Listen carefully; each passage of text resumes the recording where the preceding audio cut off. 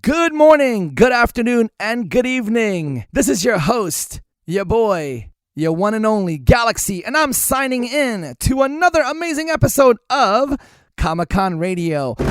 Good morning, good afternoon, and good evening. This is Galaxy signing in for Comic-Con Radio. Coverage of pop culture events from around the globe, amazing interviews with celebrities, daily recaps and reviews of popular television, The Walking Dead, Z Nation, Van Helsing, DC Titans, Flash, The Legends of Tomorrow, Black Lightning, American Horror Story, Green Arrow, movie reviews, everything Comic-Con and fandom from around the globe. Comic-Con Radio. Get ready to enter our universe. Let's go. What's up, everybody? Today we have an amazing show lined up for you guys. It's really phenomenal. It's amazing. It's awesome. You're going to love it. It's the episode 2 of season 9 of The Walking Dead. Hey, all right, guys. You ready for an amazing episode? Now, this episode really was fun for me because you get to see all the amazing characters together. I love where Walking Dead's going. It's very powerful right now. All the characters are together. They're in one big unity. They're doing something really amazing with the show. And have you noticed throughout the whole episode, they keep saying, this is the beginning, this is the beginning, this is where it's starting. This is foreshadowing, right? About what's to come. Because we all know that Andy is leaving and Lauren Cohan is leaving this season. We don't know when or how, but you see little hints here and there. Like in the middle of the episode, Michonne's like, what do you think? When Jesus is talking with Maggie, saying, what do you think? Are you going to go, on the road and help, And she's like, no, I love it here. Things are good. So I don't know. They hint those little things because they probably want to kind of foreshadow what's going on. Now, I hope they don't get killed. I hope none of that death type of stuff happens. I don't think it will. But you never know. It's The Walking Dead. It's the apocalypse.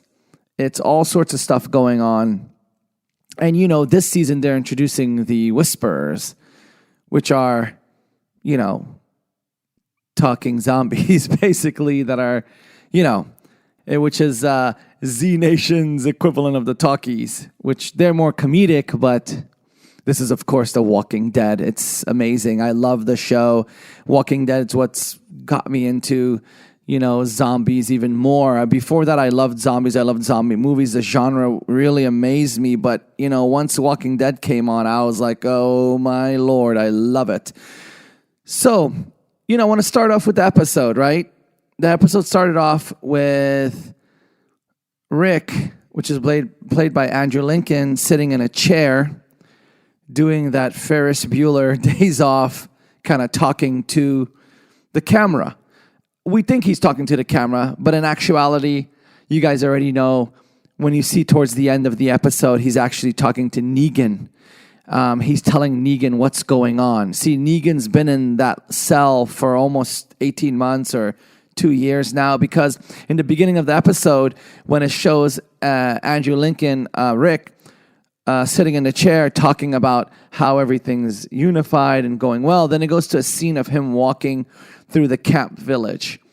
And the camp village wasn't just the saviors, in there. It was people from every community, from the kingdom, from Oceanside, from Alexandria.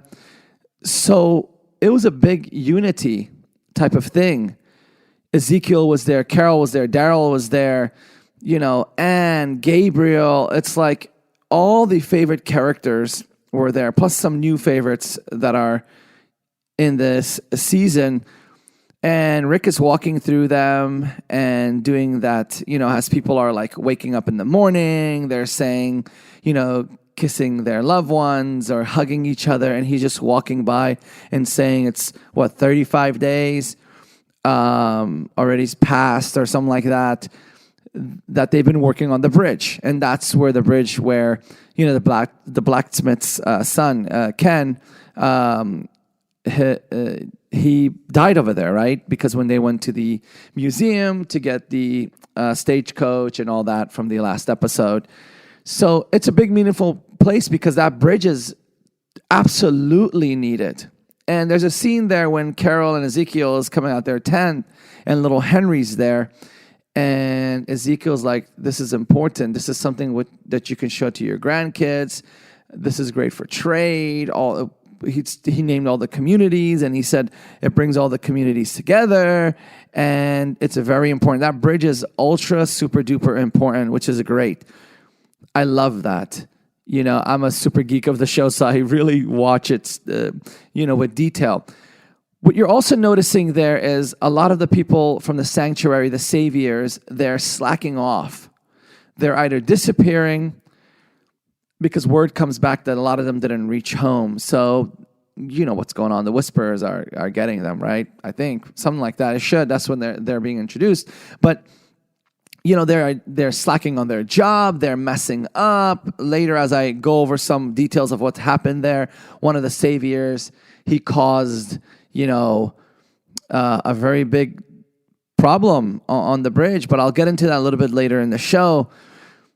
The beginning is really awesome because I love that Rick's sitting, he's basically telling Negan how things are going well and he can't see it and he's missing out. And how the world's moving forward. Because, Negan is from the sanctuary. He built these outposts and he's the savior of the people. So imagine how it feels inside for him that he's stuck in a cell. And Rick is coming and right there pulling up a chair and saying, this is what happened, that's what happened, but your ass can't see it, you never will see it. And it burns him up. And Negan's like, well, okay, you're setting it up for me, buddy, but we don't know what's going to go on. If it was me, I would have already ousted Negan, to be honest with you. He's killed too many people. He's ruthless. That guy's crazy. I understand Carl gave his last dying wish to his pops and to everybody else. But, you have to understand it's the apocalypse. That guy's ruthless. His people are ruthless. Yeah, they're kind of working out really cool with everyone. And they're working together because it's harsh, right?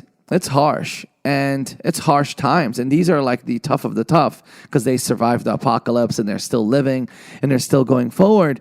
So it's that dynamic. I would have ousted Negan. Now, I said in the last episode of, The Walking Dead, our version, which is called Dead Talk. It's a weekly show that we're going to be airing, covering the whole season of Walking Dead. And, we're going to bring up a lot of facts. And what I do with my other episodes for other television shows and series and movies and stuff like that, I give hinting points. And I bring up things for you to kind of go, okay, Galaxy, I understand what you're saying. I just don't want to recap the show and go over it step by step, which I do that anyways. But I also bring up points which you guys should really listen to and understand because it's going to affect later in episodes. Now, also, last week I brought up something where I said that it upsets me because I don't know when Rick is going to go and when Maggie's going to go. Like, what's going to happen to them?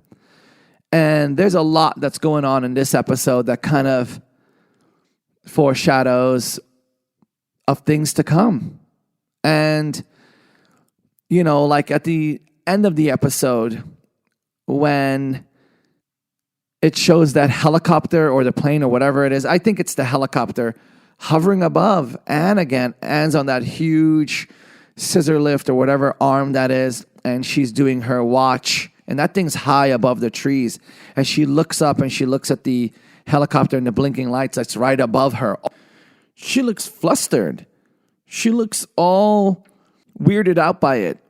I think she's nervous about something. She knows something that's going on that is the reason why that helicopter's always above. I don't know if she's the only one noticing it or if other people's noticing it as well.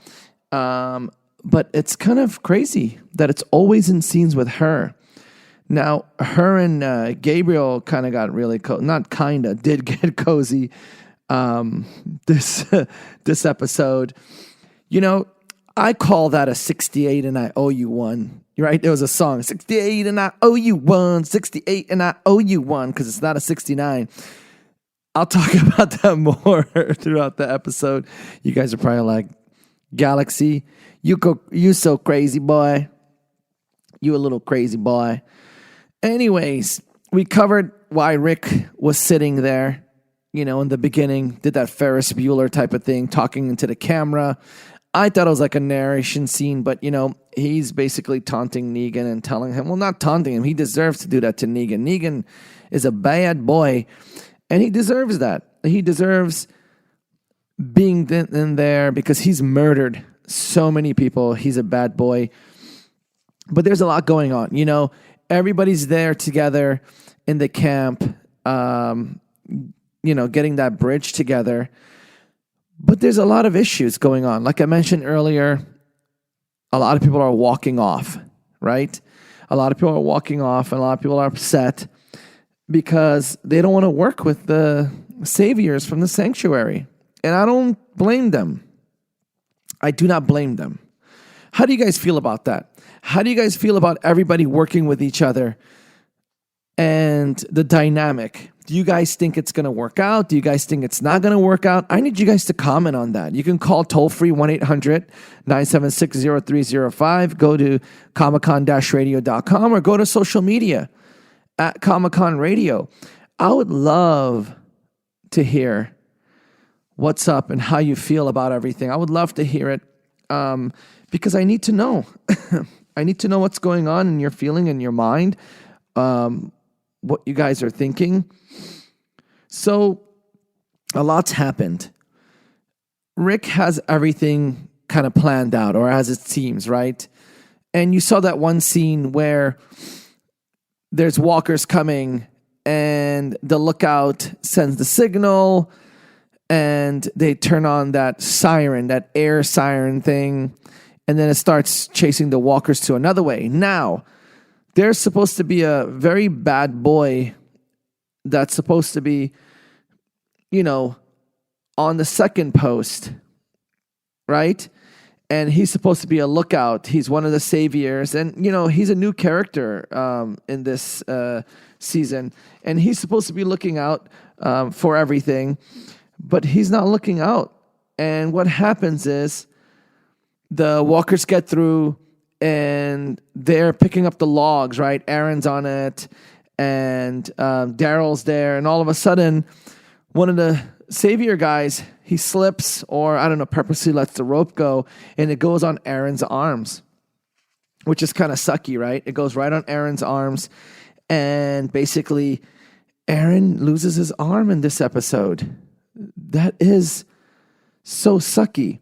And it's Justin's fault, right? It's his fault. The character played by Zach McGowan.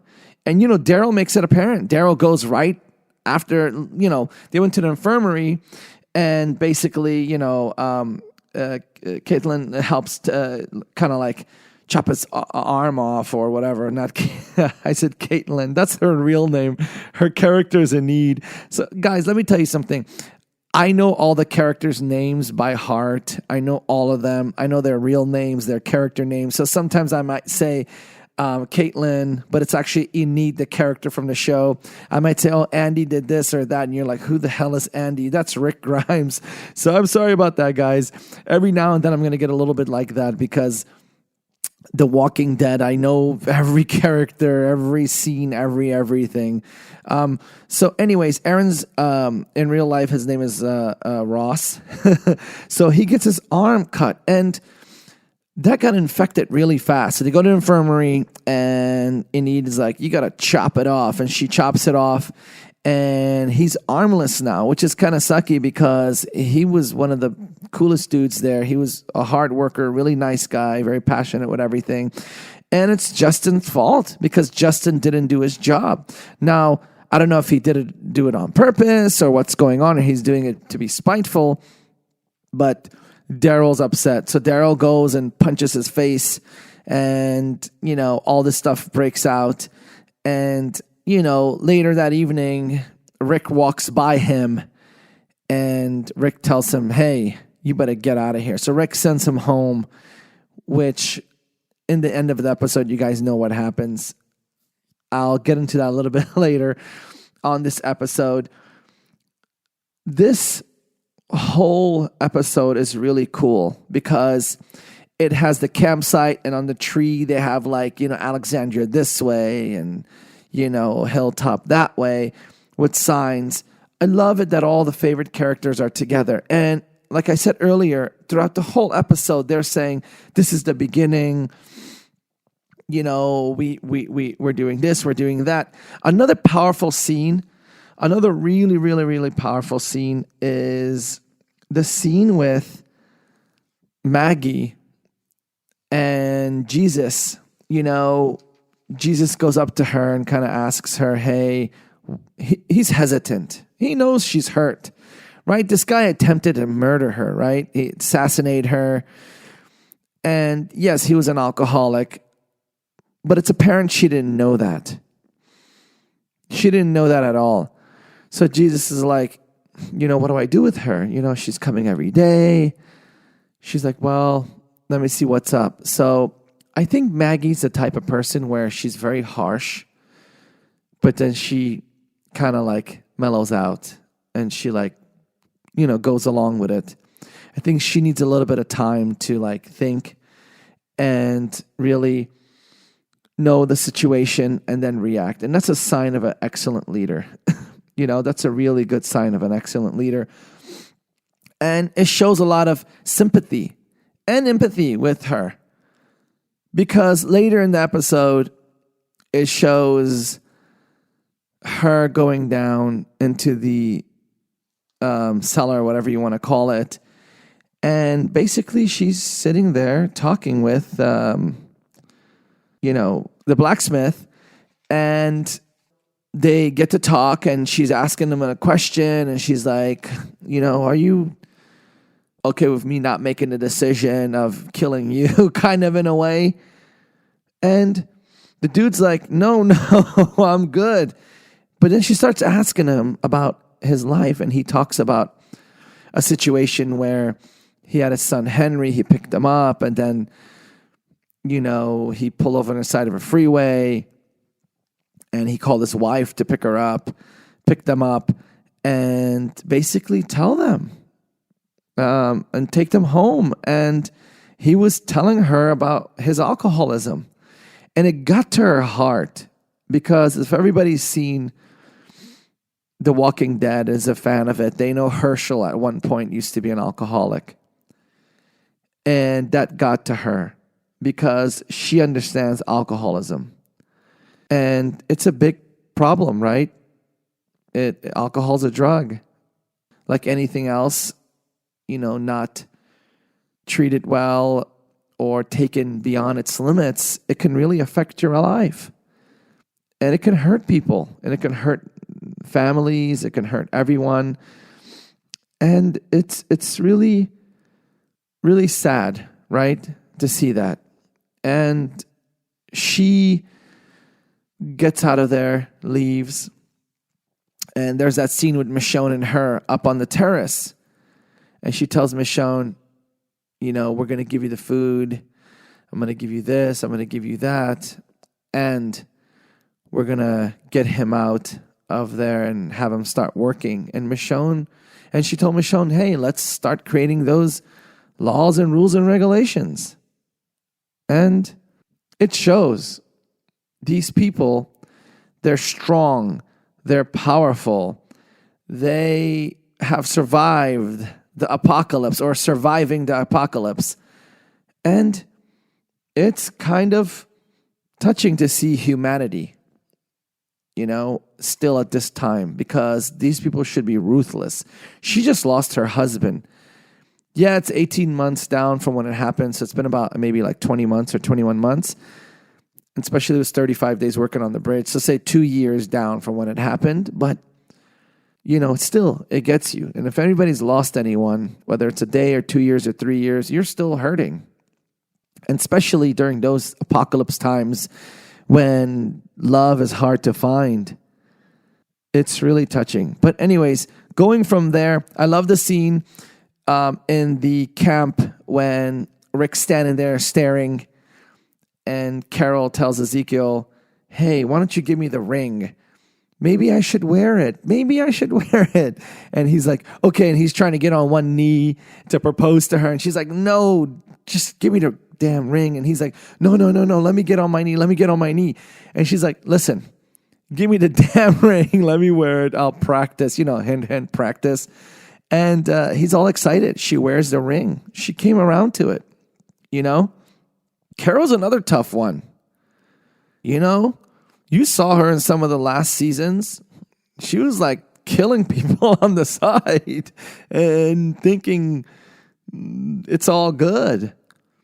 She's, one of those very strong people.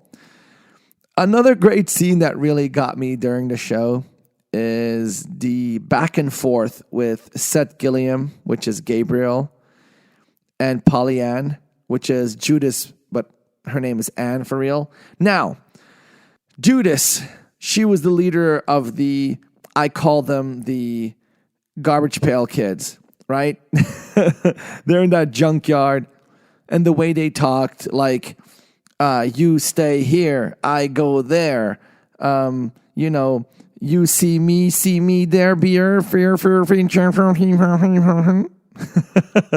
yeah. You know what happened to her, right? She's normal now. Well, normal, what is normal, right? Who is normal? But let's say TV normal, interacting with people.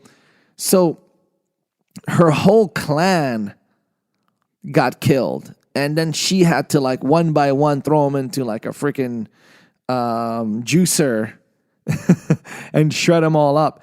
That makes you go back to normal. If you cray during the apocalypse and you turn into how Judas was, and then all of a sudden you're like, and now, hi, hello, how are you? Hello, how are you? That means that something crazy kicked the normal back in your ass. And the normal went back in her, and now she's there, and she's an artist, right? So Gabriel's asking her to draw something for her. So she creates this face, draws it out, and puts a mouth and all that. And he's like, oh, okay, a little bit up, a little bit down. All right, that's it. And then Anna's like, who is this? She likes him because earlier in the episode, she's sitting across from him and she twills his fingers. And he's a priest, right? Or a father or whatever he is. But she doesn't know that he's not Catholic. He could get down and do some doingy, right? And I'm bringing this scene up because I talked about it earlier in the episode, but I just want to detail it out of how it led to that. So, she shows him the face and he's like, oh, that's her. And she was like, who is this? And he's like, it was the organ player at my church. And she's like, oh, he's like, no, we didn't have sex, but I had feelings for her. And then it was too late. And she was like, oh, really? And then she's like, okay. And then she basically looks at him more and gives him that hey, you want to me face? And he looks at her back. And that's when a scene came on the log when they're sitting and he was on watch. And he's supposed to watch for walkers or whatever the hell crazy ass stuff is over there. And she's sitting next to him. And that's when he explains, no, honey, I ain't Catholic. I'm, what does he say? Episcopalian. And she's like, oh, really? And then she puts her hand on his thigh and he's like, whoa, I'm on watch. She's like, you be on watch, but I'm going to be watching y'all. Beep, beep, beep. Yum, yum. And that's where I give you 68 and I owe you one. Now, when a guy tells a girl, give me a 68 and I owe you one, he's lazy. He's like, you got to do that. And then I'm not going to give it back. She was like, I'll do it to you, buddy. You be on watch. It's all gravy. Sorry, guys. I had to bring that up. I haven't seen such a sexual scene on the show. Yes, in previous seasons, there's sex and there's things like that going on. But I haven't really seen a scene like that where it's insinuating sexa so much. Like that whole episode is like, Carol and Ezekiel and so forth and this and that. It was cool though. Love it. They're making a great couple, and they're going to have each other's back. Anna's a very powerful character. Gabriel's very powerful. You've seen him. He's very smart, very cool dude. He's a cooler dude. Throughout the show, have you noticed people with their fingers missing, their hands, like they got fingers missing or parts of their hands missing? That was in care of Eugene, right? Eugene sabotaged the bullets in the last episode of season 8, and that's how they won the war, because the saviors, there was like 100 of them with like their guns, and they were ready to shoot, and all of a sudden the bullets sabotaged and exploded back on their hands and faces. It's kind of crazy, right? Because Eugene's kind of like second in command as the foreman in that camp, and the majority of those workers are saviors. And you see his face as he's walking around, and he sees people without fingers and hands and stuff like that. And you see that one scene inside of the break area where that lady's given food or something and her fingers are missing. It's sad to see that, but you could kind of tell those are the saviors. And Eugene, when he walks by them and he sees them, he's like, oh man, he's kind of like startled or stunned by it. I don't know if he's embarrassed by it. I don't know what he's feeling inside, but the way he looks at it, he has like this guilt on his face. And, it's sad to see that, because you don't want anybody getting hurt, right? But, that was the help to, finish the war. So Justin's this new character played by Zach McGowan. Zach McGowan, Black Sails, he was a great captain on that. He got murdered on that show. So earlier in the episode on the bridge, little Henry, as the Ezekiel says, Henry boy. So little Henry, which is kind of Carol and Ezekiel's kind of son now, right? Or something like that. Or so he's going around on the bridge and giving water to everybody, right? And he's passing by Justin, and he gives, the one cup or whatever the hell you want to call it, to Justin. And Justin's thirsty. He's like, I'm thirsty. Give me more. And he's like, no, you had your share. And he pushes him to the ground. So you see Justin drinking it. So Sir Henry gets up with his staff and he knocks him down to the ground. And then he gets, pushed away again. And that's when Daryl jumps in. And then a fight breaks out because Justin takes like a handful of like sawdust and he picks it up and he throws it in Daryl's eyes. Now, sawdust is very thin pieces of wood. Very thin. Little particles. If a little even thingy gets in my eye, I'm like, oh my God, my eye. And I like open my eye, throw water underneath it. I mean, not underneath, but over it to try to get that stuff out, right? This dude took a handful of sawdust and he threw it in Daryl's eyes. First of all, that's effed up, bro. You shouldn't have done that. That's like bad. That went right in his freaking eyeballs. Second, Daryl was blinded by that. And still, Daryl was able to kick his ass. He was able to kick his ass, and he kicked Justin's bootay and knocked him down. I like that Zach McGowan is in this season of The Walking Dead. I don't like that he's a savior and that he is getting his arse kicked every time. I was hoping he could be one of the good guys because I really like him as an actor. I like his persona, the way he carries himself.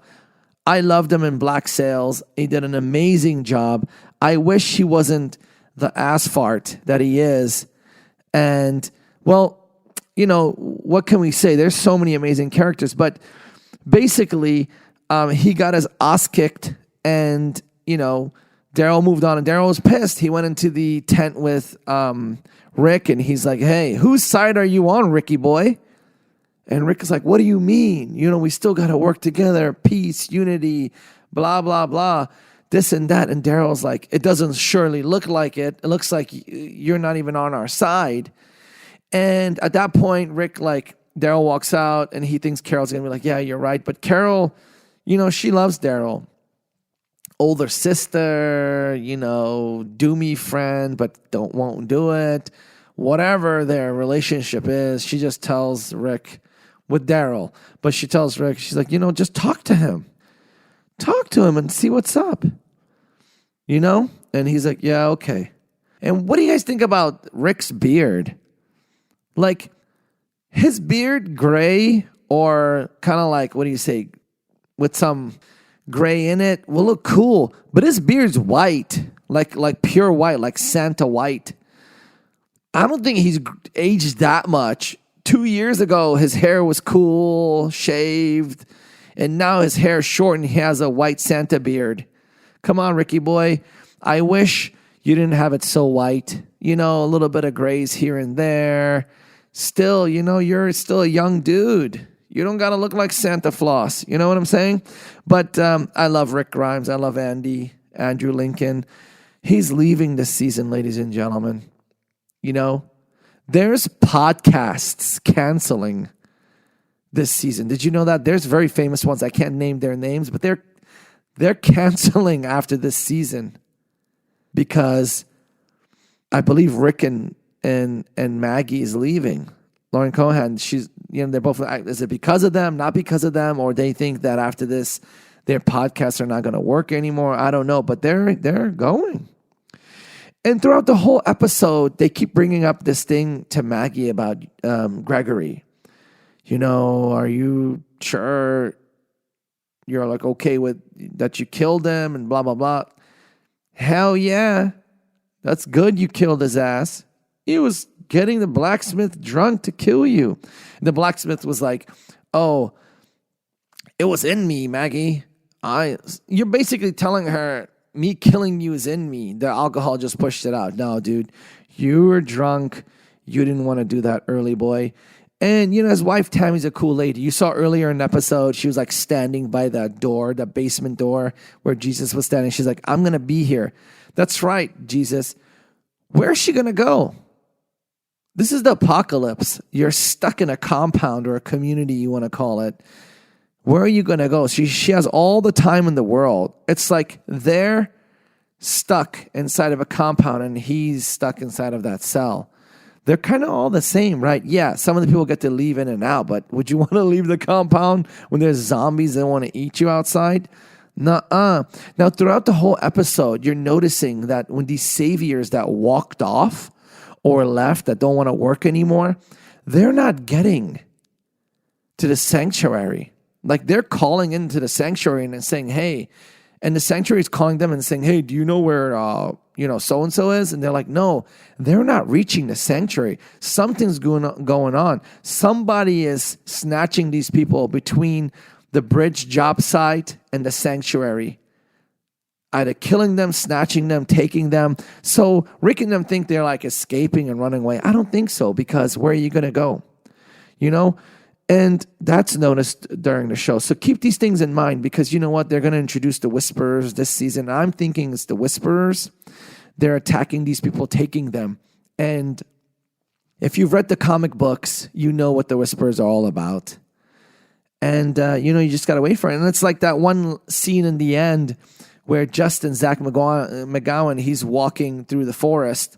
First of all, it's late night. Second of all, it's the apocalypse. Third of all, there's zombies outside and crazy-ass animals. Why are you walking drunk-assed down the forest in the middle of the night?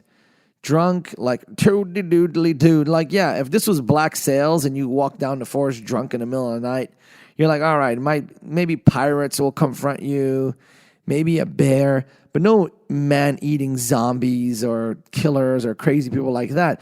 You're walking drunk down a forest lane. When you see someone walking drunk in a forest in the middle of the night during the apocalypse, something's going to happen to him. You're like, okay, he's going to get eaten, killed, or something like that, or eaten and killed at the same time. And you see that he like has the bottle in his hand. And he's like tossing it or whatever, trying to toss it. And then all of a sudden looks towards the camera because there's someone standing there. He's like, hey, what are you doing here? Boom. He gets hit in the head or something. And he gets knocked out. His ass got beat all day. He got beat on the bridge by Daryl. Then he gets beat again later by Daryl again because he got Aaron to get his arm chopped off because he wasn't doing his job. He's probably drunk on the job or didn't just give a damn. And Aaron had to lose his arm for that. That's kind of screwed up, Arm's a valuable thing, and especially in the apocalypse, you need your arms and legs because you got to be kind of 100. And if you're not 100, I don't know, those zombies will get you. So it's kind of hectic. So he got his ass whooped again by Daryl for a second time, but he got punched. You saw that punch straight in the face? That's like a cold clock punch. Boom, right in the face. And then again, he gets mouth beat by Rick. Rick like tells him, you better get out of here. I'm going to whoop you. So anyways, going back into that, Michonne is a very down character. And, Danae Guerrero, awesome. Oh, my God. Amazing. She's in amazing movies and stuff like that. She's a high-profile actor, right? Right. Anyways, her character is really calm and collected, and she brings up her points when she wants to. And you saw that part when she went up to Jesus, and it's like, hey, you're Maggie's most trusted confidant. You need to tell her that we need to set up some rules, and rules need to be done.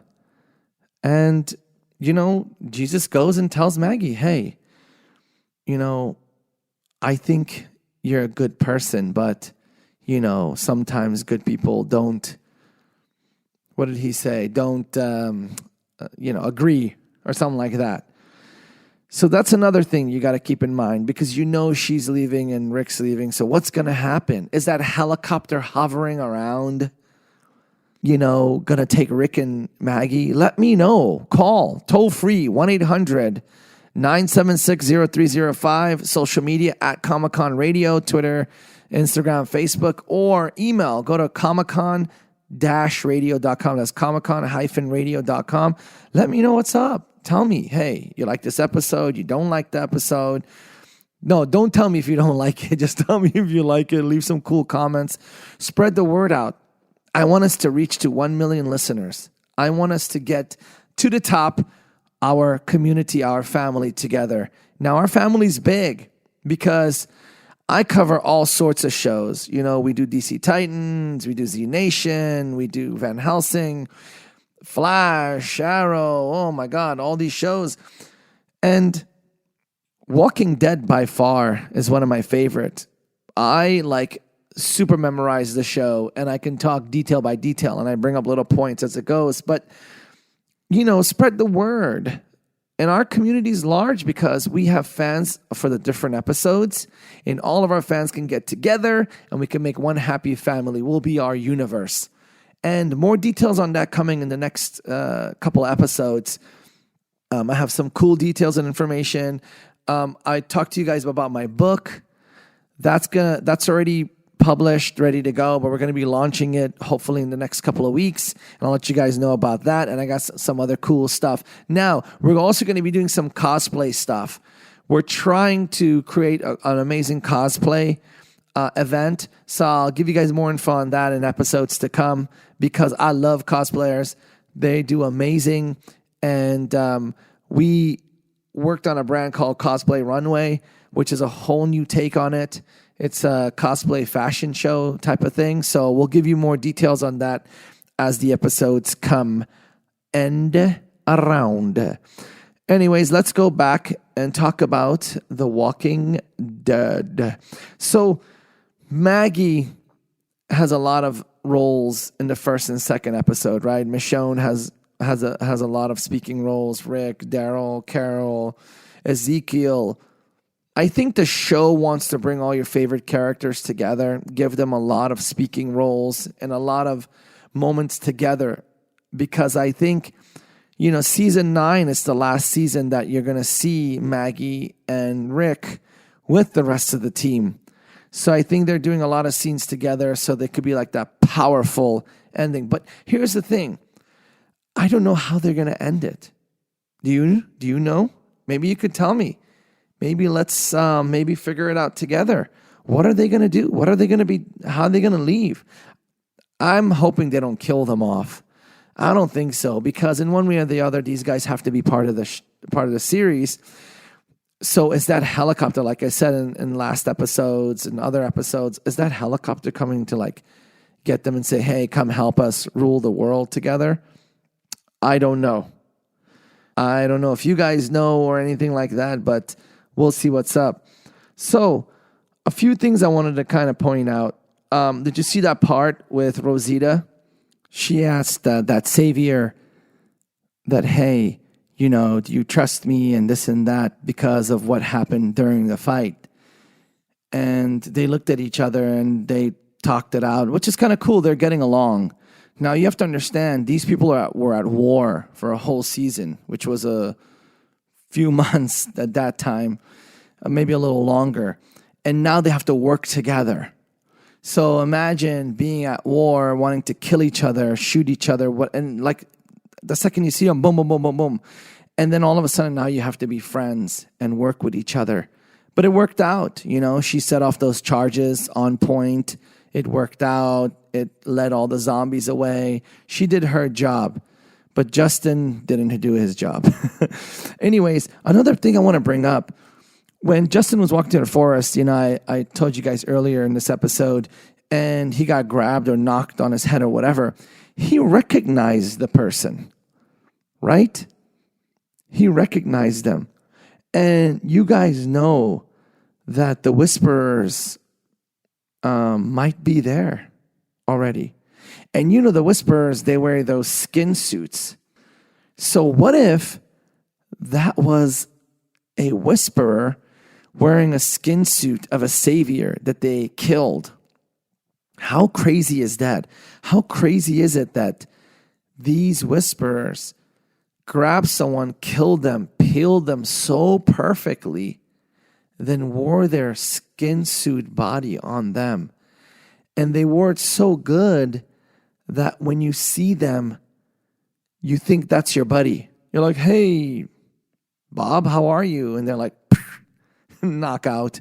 So I think the Whisperers are here. And I'm thinking they're going to show themselves in episode 3. And I want to see how those skin suits are made, right? This is crazy. Like, okay, you've went through the governor. You're going through the apocalypse. You went through the Negan war.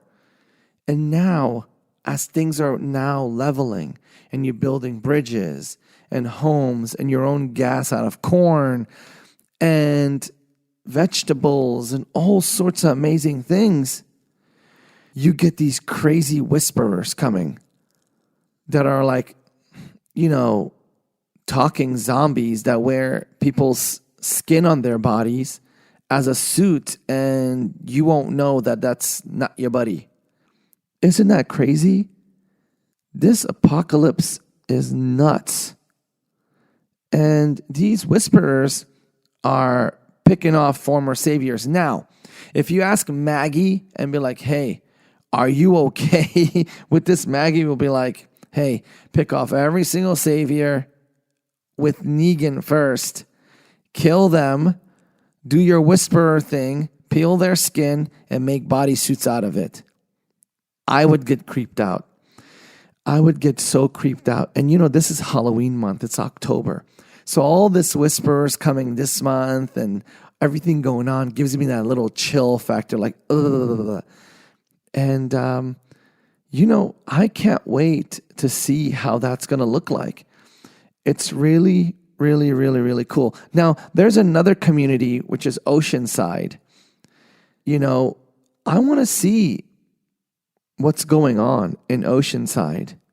Because, the Saviors affected a lot of people, right? The Saviors affected, of course, Maggie. Of course, everybody in Alexandria, Hilltop. They were just like, whatever. But they did a huge killing with the Oceanside.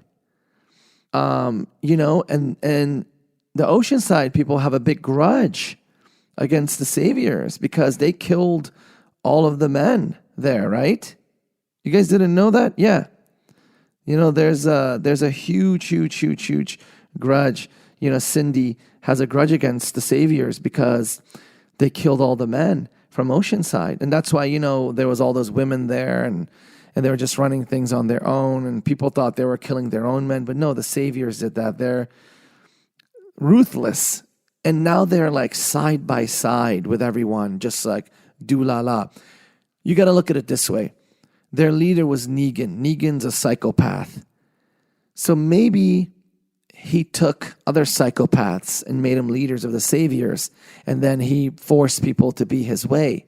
Maybe all those people just want to live and they want to eat. Yeah, they're a little bit mad and stuff like that, but you got to understand. Imagine you live in a country and someone comes and takes over the country and then gets the king and the prince and the queen and then tells the people, now you're working for me. Even though they might have hated their king, but they're going to hate this new dictator person more. And of course, these people aren't dictators, but it's kind of like a dictatorship, even though they have a democracy and they're voting, but still, there's one person in charge. You mess up enough, your ass to get killed. And it's just like that. So I can't wait to see it. But some facts I want to go into. The Whisperers are coming. The skin suit wearers are coming. In this episode, Henry showed his tough side. That little boy is a tough kid. He got back with Justin. He hit him. He got his revenge. And Daryl hates Justin a lot. And Daryl hates the Saviors, and Daryl doesn't want to be at the sanctuary. And Daryl and Rick have a lot of animosity with each other. So let's keep that in mind. A lot of animosity. Also, new relationships. Well, not new. This one's not new. Carol and Ezekiel, finally she wears the engagement ring. Yay. And Anne and Gabriel hit it off. And really hit it off, you know what I'm saying? So that's a new relationship right there. Power couples, right? Ezekiel, Carol are power couples, and the most powerful couple is Rick and Michonne. Amazing. Wonderful. I can't wait till episode 3. Let me know what you guys think about the show so far.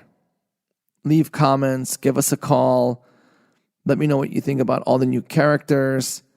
And let me know what you think about the Whisperers. You know what I'm saying? The Whisperers. They're coming. And they're kind of unstoppable in a way. I don't know if they're ultra not stoppable. They'll always find the way to overcome everything, right? They do. But Rick is leaving, and Lindsay, Maggie's leaving. So what are we going to do? What are we going to do without them? The show must go on, because you have to understand, The Walking Dead is a big show. Amazing characters. And I always tell everyone, the reason why Walking Dead is so successful, it's because it has so many leading characters. There's at least 20 leading characters that I can name that are show leaders. Of course, Andrew Lincoln is by far, the leader of the show. But you know what? He's leaving. So you got to understand there's all these dynamics going on. And the show is powerful. And this last episode, there was a lot of drama and a lot of more regular television show drama stuff in it, making the bridge, dealing with the issues between people, trying to overcome what happened before, trying to grow with each other, showing community, showing humanity, stuff like that. But still, we got to understand, at the end of the day, this is a zombie show. It's an apocalypse. 99% of the world is dead, and they came back alive and they want to eat you. And that's what it's about. It's a zombie show at the end of the day. So we have to always keep that in mind, that this is a zombie show first, and then second, it's drama. So I love the parts when all the zombies are attacking and doing their thing and making sure that the show stays in line with what it's about. And what it is about is it's a zombie apocalypse. And that's it. Plain and simple. It's a zombie apocalypse. You got to deal with it. There's a lot of eating brains, killing your ass moments, and that's important to understand. And we all need to understand that. All right, ladies and gentlemen, this is a recap or whatever you want to call it of The Walking Dead Season 9, Episode 2. I hope you loved it because I love you guys. Remember, we're in this together. We're in the same universe. And my name is Galaxy. Right, ladies and gentlemen, I love you guys. Thank you for listening. Please tune in always. Support the show. And this is it till tomorrow. So good morning, good afternoon, good evening. This is Galaxy signing out from another amazing episode of Comic-Con Radio. Love you. Good morning, good afternoon, and good evening. This is Galaxy signing out from another amazing episode of Comic-Con Radio. Tune in for your daily shows of Comic-Con Radio. Go to comiccon-radio.com. Reach us on social media, Twitter, Facebook, Instagram, at Comic-Con Radio. You can call us toll-free right now. 800-976-0305. 800-976-0305. Comic-Con Radio, taking the world one listener at a time.